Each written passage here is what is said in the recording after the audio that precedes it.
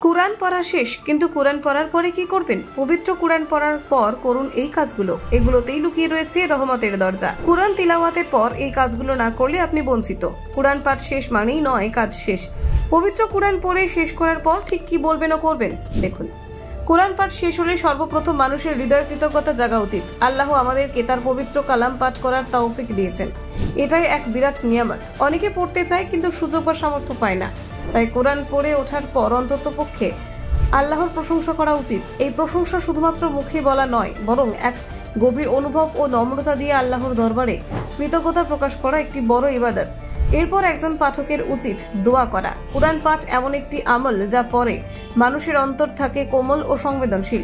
এই সময় করা দোয়া খুব দ্রুত কবুল হয়। নিজের জন্য, পরিবার, সমাজ ও সমগ্র উম্মাহের জন্য হেদায়েত, ক্ষমা ও কল্যাণ কামনা করে দোয়া করা উচিত। বিশেষত যেন কুরআনের শিক্ষা অনুযায়ী জীবন গড়ে তুলতে পারি, সেই প্রার্থনা করা সবচেয়ে গুরুত্বপূর্ণ।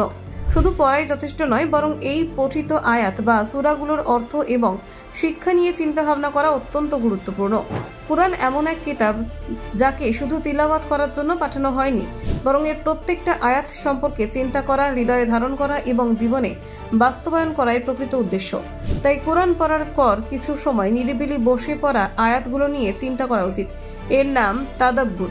কখনো কখনো তিলাওয়াতের সময় এমন আয়াত পড়া হয় যেগুলো পরে সেজদা তিলাওয়াত করার নির্দেশ রয়েছে।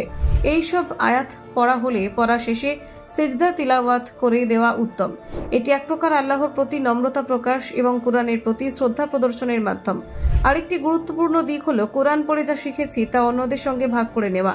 নবী করিম সাল্লাল্লাহু আলাইহি ওয়াসাল্লাম বলেছেন, সেই ব্যক্তি সর্বোত্তম যে কোরআন শেখে এবং অন্যকে শেখায়।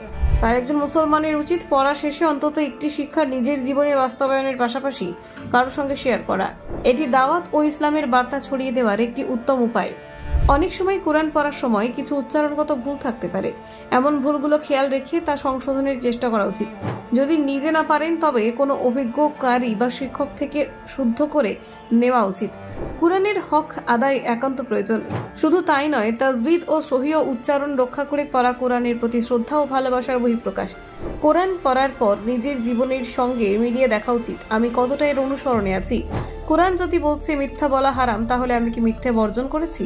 কোরআন যদি বলে মানুষকে সাহায্য করতে, তাহলে কি আমি দুঃখীদের পাশে দাঁড়াই? এই আত্মসমালোচনা বা মূল্যায়ন কোরআন পাঠের একটি গুরুত্বপূর্ণ অনুষঙ্গ। পাঠ শেষ হওয়ার পরপরই পরবর্তী পাঠের পরিকল্পনা করে রাখা উচিত। এতে ধারাবাহিকতা তৈরি হয় এবং নিয়মিত তিলাওয়াতের অভ্যাস গড়ে ওঠে। যেসব ব্যক্তি নিয়মিত কোরআন পড়েন তাদের হৃদয় অন্যদের তুলনায় অধিক প্রশান্ত এবং আলোকিত থাকে। তাই কোরআন পাঠকে জীবনভিত্তিক একটি চর্চার পরিণত করা জরুরি।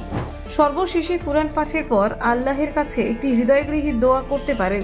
উদাহরণস্বরূপ, হে আল্লাহ, তুমি কোরআনকে আমার হৃদয়ে বসন্ত করো, আমার দুঃখে নিরাময় করো, আমার বুকে আলো দাও, আমার চিন্তা উদ্বেগ দূর করে দাও। এই দোয়া শুধু কথার খেলা নয়, বরং একান্ত হৃদয় নিংড়ানো প্রার্থনা, যা একজন মুমিনের অন্তরে প্রশান্তি এনে দিতে পারে।